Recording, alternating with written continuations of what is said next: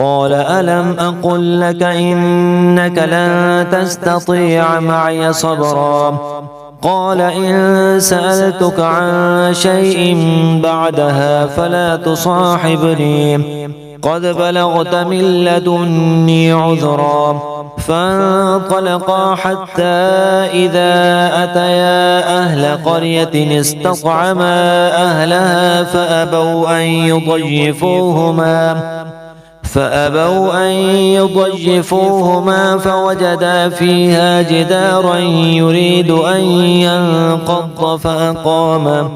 قال لو شئت لاتخذت عليه أجرا قال هذا فراق بيني وبينك سأنبئك بتأويل ما لم تستطع عليه صبرا أما السفينة فكانت لمساكين يعملون في البحر فأردت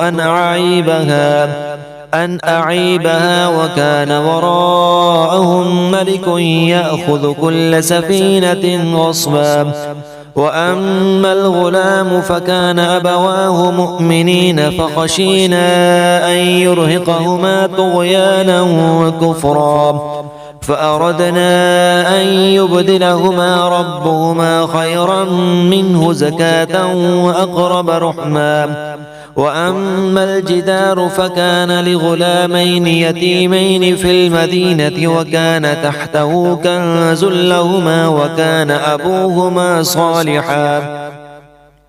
فأراد ربك أن يبلغا أشدهما ويستخرجا كنزهما رحمة من ربك وما فعلته عن أمري ذلك تأويل ما لم تسطع عليه صبرا ويسألونك عن ذي القرنين قل سأتلو عليكم منه ذكرا إنا مكنا له في الأرض وآتيناه من كل شيء سببا فأتبع سببا حتى إذا بلغ مغرب الشمس وجدها تغرب في عين حمئة ووجد عندها قوما قلنا يا ذا القرنين إما أن تعذب وإما أن تتخذ فيهم حسنا قال أما من ظلم فسوف نعذبه ثم يرد إلى ربه فيعذبه عذابا نكرا وأما من آمن وعمل صالحا فله جزاء الحسنى وسنقول له من أمرنا يسرا ثم أتبع سببا حتى إذا بلغ مطلع الشمس وجدها تطلع على قوم لم نجعل لهم من دونها سترا كذلك وقد أحطنا بما لديه خبرا ثم أتبع سببا حتى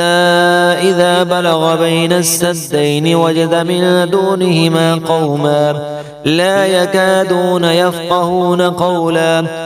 قالوا يا ذا القرنين إن يأجوج ومأجوج مفسدون في الأرض فهل نجعل لك خرجا على أن تجعل بيننا وبينهم سدا قال ما مكني فيه ربي خير فأعينوني بقوة أجعل بينكم وبينهم ردما آتوني زبر الحديد حتى إذا ساوى بين الصدفين قال انفقوا حتى إذا جعله نارا قال آتوني أفرغ عليه قطرا فما استطاعوا أن يظهروه وما استطاعوا له نقبا قال هذا رحمة من ربي فإذا جاء وعد ربي جعله دكاء وكان وعد ربي حقا وتركنا بعضهم يومئذ يموج في بعض ونفخ في الصور فجمعناهم جمعا وعرضنا جهنم يومئذ للكافرين عرضا الذين كانت أعينهم في غطاء عن ذكري وكانوا لا يستطيعون سمعا أفحسب الذين كفروا أن يتخذوا عبادي من دوني أولياء إنا أعتدنا جهنم للكافرين نزلا قل هل ننبئكم بالأخسرين أعمالا الذين ضل سعيهم في الحياة الدنيا وهم يحسبون أنهم يحسنون صنعا أولئك الذين كفروا بآيات ربهم ولقائه فحبطت أعمالهم فلا نقيم لهم يوم القيامة وزنا ذلك جزاؤهم جهنم بما كفروا واتخذوا آياتي ورسلي هزوا إن الذين آمنوا وعملوا الصالحات كانت لهم جنات الفردوس نزلا خالدين فيها لا يبغون عنها حولا قل لو كان البحر مدادا لكلمات ربي لنفد البحر قبل أن تنفد كلمات ربي ولو جئنا بمثله مددا قل إنما أنا بشر مثلكم يوحى إلي أنما إلهكم إله واحد فمن كان يرجو لقاء ربه فليعمل عملا صالحا ولا يشرك بعبادة ربه أحدا بسم الله الرحمن الرحيم كافها يا عين صاد ذكر رحمة ربك عبده زكريا إذ نادى ربه نداء خفيا قال رب إني وهن العظم مني واشتعل الرأس شيبا ولم أكن بدعائك رب شقيا وإني خفت الموالي من ورائي وكانت امرأتي عاقرا فهب لي من لدنك وليا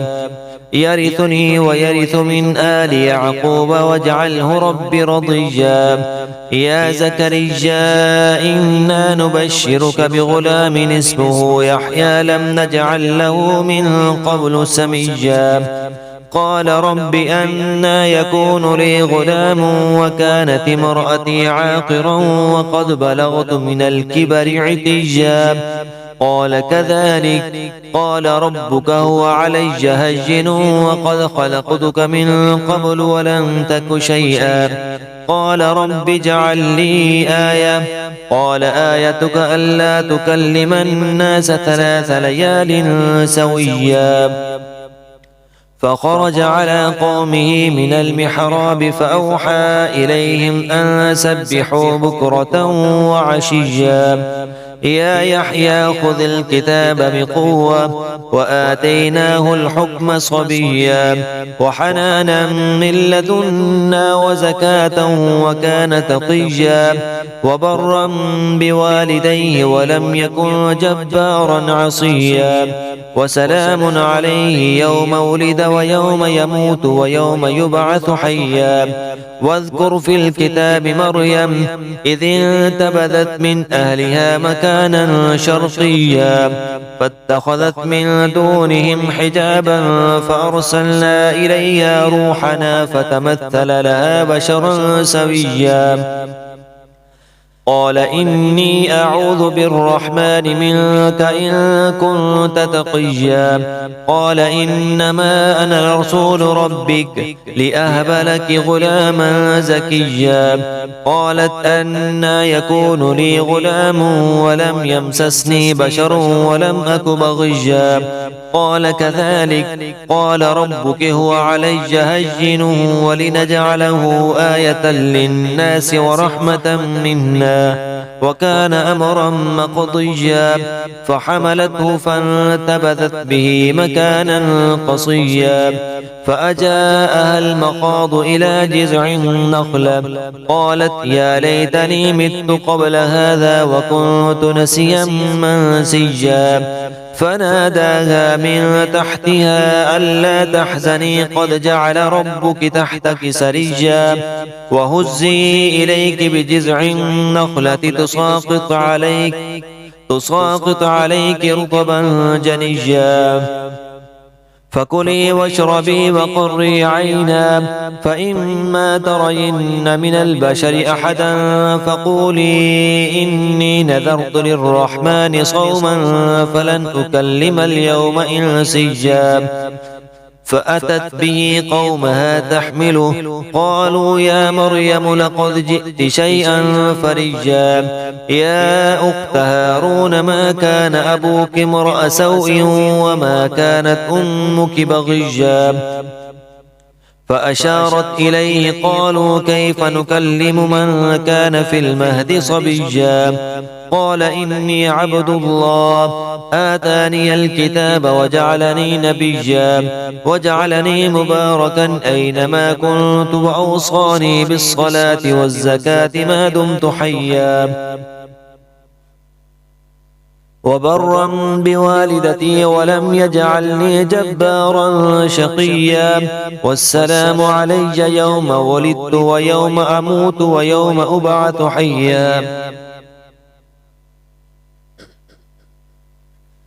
ذلك عيسى بن مريم قول الحق الذي فيه يمترون ما كان لله أن يتخذ من ولد سبحانه إذا قضى أمرا فإنما يقول له كن فيكون وإن الله ربي وربكم فاعبدوه هذا صراط مستقيم فاختلف الأحزاب من بينهم فويل للذين كفروا من مشهد يوم عظيم أسمع بهم وأبصر يوم يأتوننا لكن الظالمون اليوم في ضلال مبين وأنذرهم يوم الحسرة إذ قضي الأمر وهم في غفلة وهم لا يؤمنون إنا نحن نرث الأرض ومن عليها وإلينا يرجعون واذكر في الكتاب إبراهيم إنه كان صديقا نبيا إذ قال لأبيه يا أبت لم تعبد ما لا يسمع ولا يبصر ولا يغني عنك شيئا يا أبت إني قد جاءني من العلم ما لم يأتك فاتبعني أهدك صراطا سويا يا أبت لا تعبد الشيطان إن الشيطان كان للرحمن عصيا يا أبت إني أخاف أن يمسك عذاب من الرحمن فتكون للشيطان وليا قال أراغب أنت عن آلهتي يا إبراهيم لئن لم تنته لأرجمنك واهجرني مليا قال سلام عليك سأستغفر لك ربي إنه كان بي حفيا وأعتزلكم وما تدعون من دون الله وأدعو ربي عسى ألا أكون بدعاء ربي شقيا فلما اعتزلهم وما يعبدون من دون الله وهبنا له إسحاق ويعقوب وكلا جعلنا نبيا ووهبنا لهم من رحمتنا وجعلنا لهم لسان صدق عليا واذكر في الكتاب موسى إنه كان مخلصا وكان رسولا نبيا وناديناه من جانب الطور الأيمن وقربناه نجيا ووهبنا له من رحمتنا أخاه هارون نبيا واذكر في الكتاب إسماعيل إنه كان صادق الوعد وكان رسولا نبيا وكان يأمر أهله بالصلاة والزكاة وكان عند ربه مرضيا واذكر في الكتاب إدريس إنه كان صديقا نبيا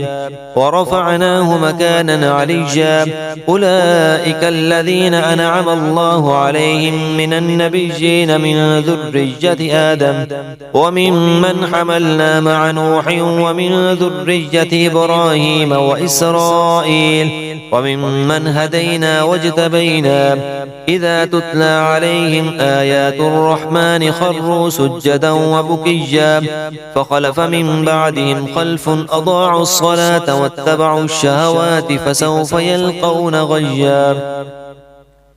إلا من تاب وآمن وعمل صالحا فأولئك يدخلون الجنة ولا يظلمون شيئا. جنات عدن التي وعد الرحمن عباده بالغيب إنه كان وعده مأتيا. لا يسمعون فيها لغوا إلا سلاما ولهم رزقهم فيها بكرة وعشيا. تلك الجنة التي نورث من عبادنا من كان تقيا. وما نتنزل إلا بأمر ربك له ما بين أيدينا وما خلفنا وما بين ذلك وما كان ربك نسيا.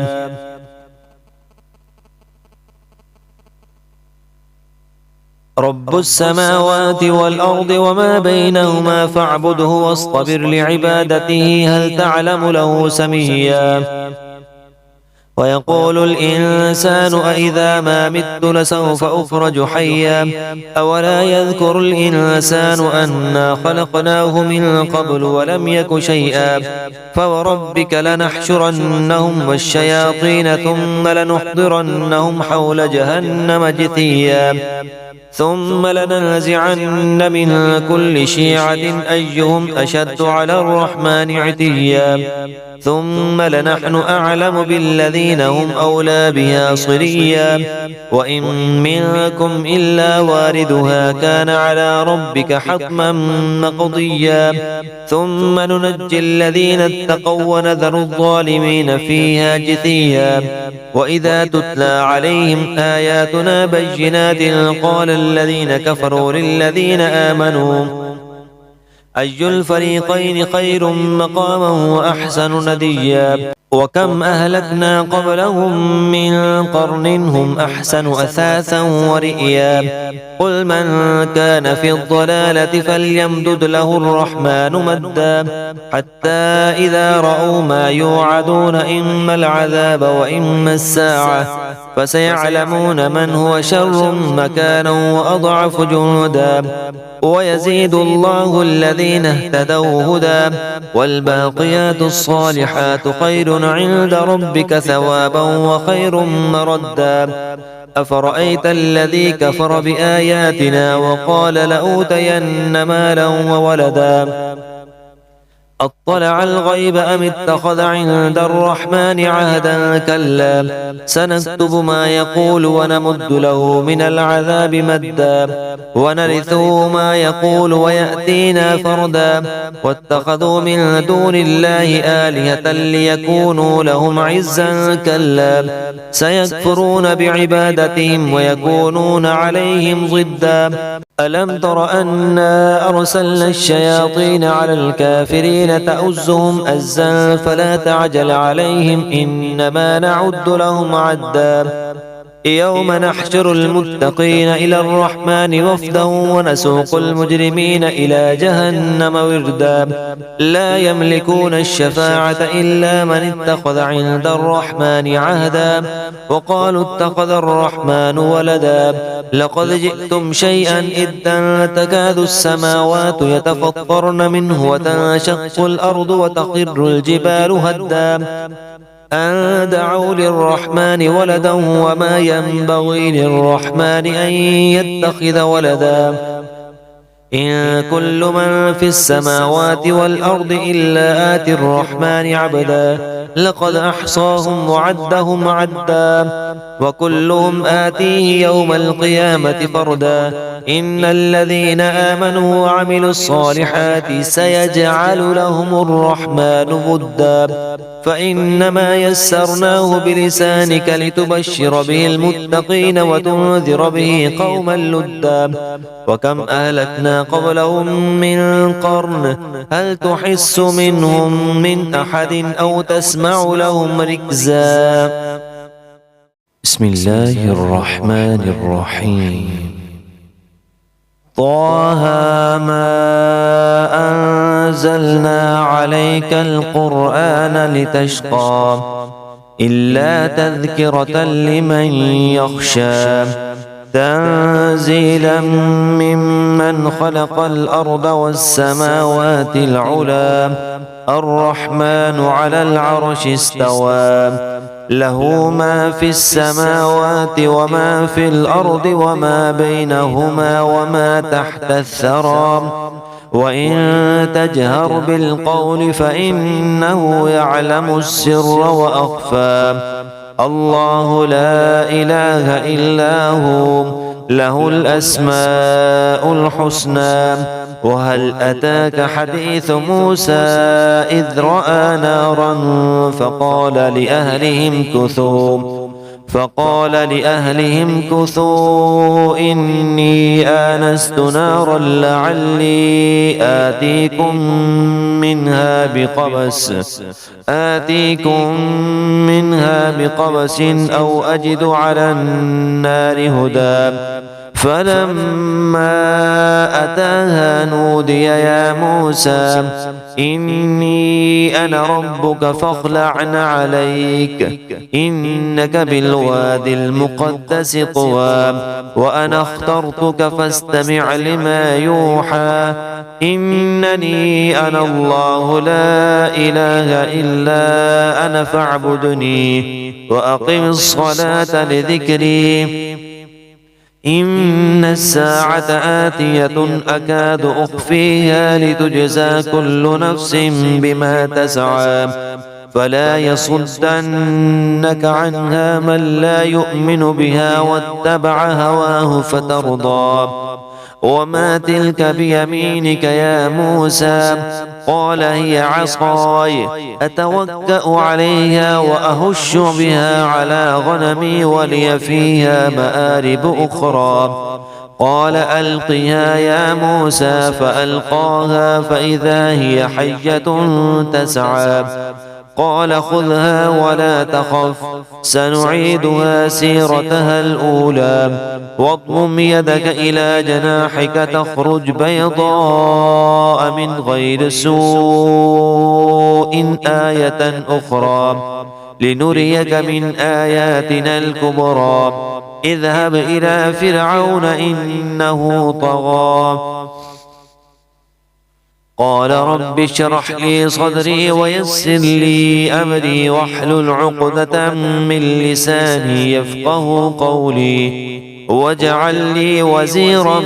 من أهلي هارون أخي اشدد به أزري وأشركه في أمري كي نسبحك كثيرا ونذكرك كثيرا إنك كنت بنا بصيرا قال قد أوتيت سؤلك يا موسى ولقد مننا عليك مرة أخرى إذ أوحينا إلى أمك ما يوحى أن اقذفيه في التابوت فاقذفيه في اليم فليلقه اليم بالساحل يأخذه عدو لي وعدو له وألقيت عليك محبة مني ولتصنع على عيني إذ تمشي أختك فتقول هل أدلكم على من يكفله فرجعناك إلى أمك كي تقر عينها ولا تحزن وقتلت نفسا فنجيناك من الغم وفتناك فتونا فلبثت سنين في أهل مدين ثم جئت على قدري يا موسى واصطنعتك لنفسي اذهب أنت وأخوك بآياتي ولا تنيا في ذكري اذهبا إلى فرعون إنه طغى فقولا له قولا لينا لعله يتذكر أو يخشى قال ربنا إننا نخاف أن يفرط علينا أو أن يطغى قال لا تخافا إنني معكما أسمع وأرى فأتياه فقولا إنا رسولا ربك فأرسل معنا بني إسرائيل ولا تعذبهم قد جئناك بآية من ربك والسلام على من اتبع الهدى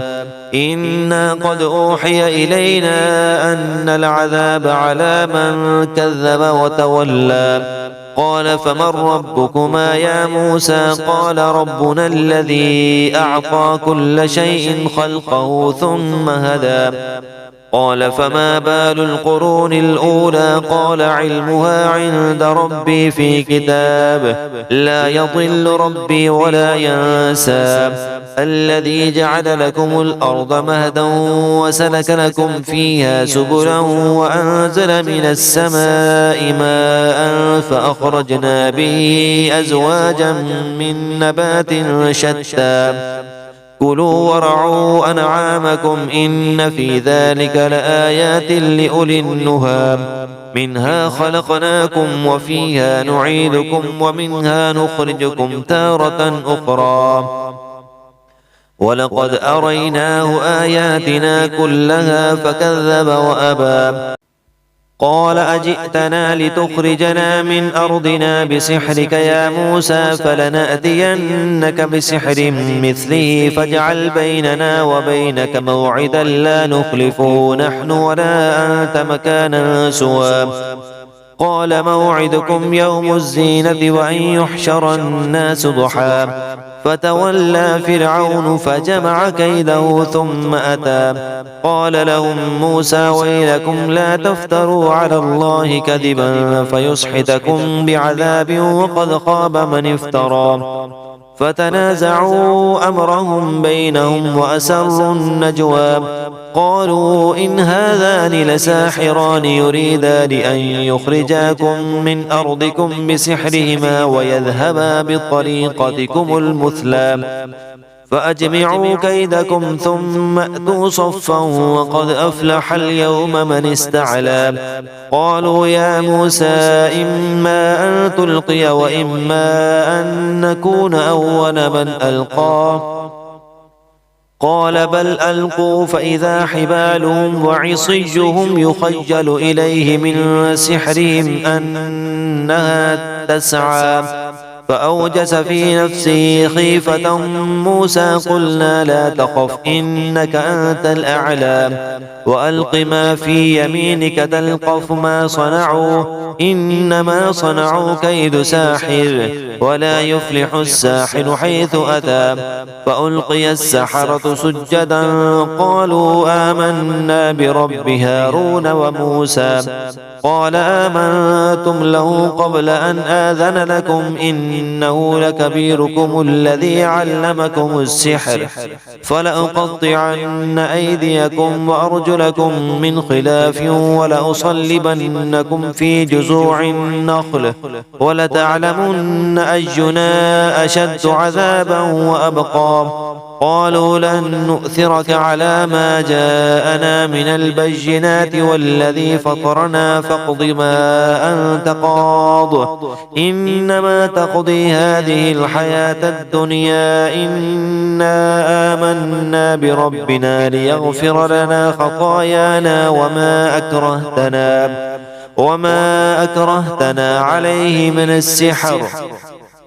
والله خير وأبقى إنه من يأت ربه مجرما فإن له جهنم لا يموت فيها ولا يحيا ومن يأته مؤمنا قد عمل الصالحات فأولئك لهم الدرجات العلى جنات عدن تجري من تحتها الأنهار خالدين فيها وذلك جزاء من تزكى ولقد أوحينا إلى موسى أن أسر بعبادي فاضرب لهم طريقا في البحر يبسا لا تخافوا دركا ولا تخشى فأتبعهم فرعون بجنودهم فغشيهم من اليم ما غشيهم وأضل فرعون قومه وما هدى يا بني إسرائيل قد أنجيناكم من عدوكم وواعدناكم جانب الطور الأيمن ونزلنا عليكم المن والسلوى كلوا من طيبات ما رزقناكم ولا تطغوا فيه فيحل عليكم غضبي ومن يحلل عليه غضبي فقد هوى وإني لغفار لمن تاب وآمن وعمل صالحا ثم اهتدى وما أعجلك عن قومك يا موسى قال هم أولئك على أثري وعجلت إليك رب لترضى قال فإنا قد فتنا قومك من بعدك وأضلهم السامري فرجع موسى إلى قومه غضبان أسفا قال يا قوم ألم يعدكم ربكم وعدا حسنا أفطال عليكم العهد أم أردتم أن يحل عليكم غضب من ربكم فأخلفتم موعدي قالوا ما أخلفنا موعدك بملكنا ولكننا حملنا أوزارا من زينة القوم فقذفناها فكذلك ألقى السامري فأخرج لهم عجلا جسدا له خوار فقالوا هذا إلهكم وإله موسى فنسي أفلا يرون ألا يرجع إليهم قولا ولا يملك لهم ضرا ولا نفعا ولقد قال لهم هارون من قبل يا قوم إنما فتنتم به وإن ربكم الرحمن فاتبعوني وأطيعوا أمري قالوا لن نبرح عليه عاكفين حتى يرجع إلينا موسى قال يا هارون ما منعك إذ رأيتهم ضلوا ألا تتبعن أفعصيت أمري قال يا ابن أم لا تأخذ بلحيتي ولا برأسي إني خشيت أن تقول فرقت بين بني إسرائيل ولم ترقب قولي قال فما خطبك يا سامري قال بصرت بما لم يبصروا به فقبضت قبضة من أثر الرسول فنبذتها وكذلك سولت لي نفسي قال فاذهب فإن لك في الحياة أن تقول لا مساس وإن لك موعدا لن تخلفه وانظر إلى إلهك الذي ظلت عليه آكفا لنحرقنه ثم لننسفنه في اليم نسفا إنما إلهكم الله الذي لا إله إلا هو وسع كل شيء علما كذلك نقص عليك من أنباء ما قد سبق وقد آتيناك من لدنا ذكرا من أعرض عنه فإنه يحمل يوم القيامة وزرا خالدين فيه وساء لهم يوم القيامة حملا يوم ينفخ في الصور ونحشر المجرمين يومئذ زرقا يتخافتون بينهم إن لبثتم إلا عشرا نحن أعلم بما يقولون إذ يقول أمثلهم طريقة إن لبثتم إلا يوما ويسألونك عن الجبال فقل ينسفها ربي نسفا فيذرها قاعا صفصفا لا ترى فيها عوجا ولا أمتا يومئذ يتبعون الداعي لا عوج له وخشعت الأصوات للرحمن فلا تسمع إلا همسا يومئذ لا تنفع الشفاعة إلا من أذن له الرحمن ورضي له قولا يعلم ما بين أيديهم وما خلفهم ولا يحيطون به علما وعنت الوجوه للحي القيوم وقد خاب من حمل ظلما ومن يعمل من الصالحات وهو مؤمن فلا يخاف ظلما ولا هضما وكذلك أنزلناه قرآنا عربيا وصرفنا فيه من الوعيد لعلهم يتقون أو يحدث لهم ذكرا فتعالى الله الملك الحق ولا تعجل بالقرآن من قبل أن يقضى إليك وحيه وقل رب زدني علما ولقد عهدنا إلى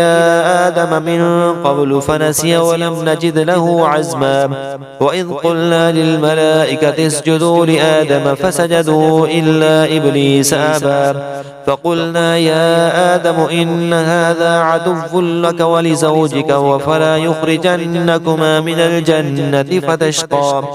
إن لك ألا تجوع فيها ولا تعرى وأنك لا تظمأ فيها ولا تضحى فوسوس إليه الشيطان قال يا آدم هل أدلك على شجرة الخلد وملك لا يبلى فأكلا منها فبدت لهما سوآتهما وطفقا يقصفان عليهما من ورق الجنة وعصى آدم ربه فغوى ثم اجتباه ربه فتاب عليه وهدى قال اهبطا منها جميعا بعضكم لبعض عدو فإما يأتينكم مني هدى فمن اتبع هداي فلا يضل ولا يشقى ومن أعرض عن ذكري فإن له معيشة ضنكا ونحشره يوم القيامة أعمى قال رب لم حشرتني أعمى وقد كنت بصيرا قال كذلك أتتك آياتنا فنسيتها وكذلك اليوم تنسى وكذلك نجزي من أسرف ولم يؤمن بآيات ربه ولعذاب الآخرة أشد وأبقى أفلم يهد لهم كم أهلكنا قبلهم من القرون يمشون في مساكنهم إن في ذلك لآيات لأولي النهى ولولا كلمة سبقت من ربك لكان لزاما وأجل مسمى فاصبر على ما يقولون وسبح بحمد ربك قبل طلوع الشمس وقبل غروبها ومن آناء الليل فسبح وأطراف النهار لعلك ترضى ولا تمدن عينيك إلى ما متعنا به أزواجا منهم زهرة الحياة الدنيا لنفتنهم فيه ورزق ربك خير وأبقى وأمر أهلك بالصلاة واصطبر عليها لا نسألك رزقا نحن نرزقك والعاقبة للتقوى وقالوا لولا يأتينا بآية من ربه أولم تأتهم بينة ما في الصحف الأولى ولو أن أهلكناهم بعذاب من قبله لقالوا ربنا لولا أرسلت إلينا رسولا فنتبع آياتك من قبل أن نذل ونخزى قل كل متربص فتربصوا فستعلمون من أصحاب الصراط السوي ومن اهتدى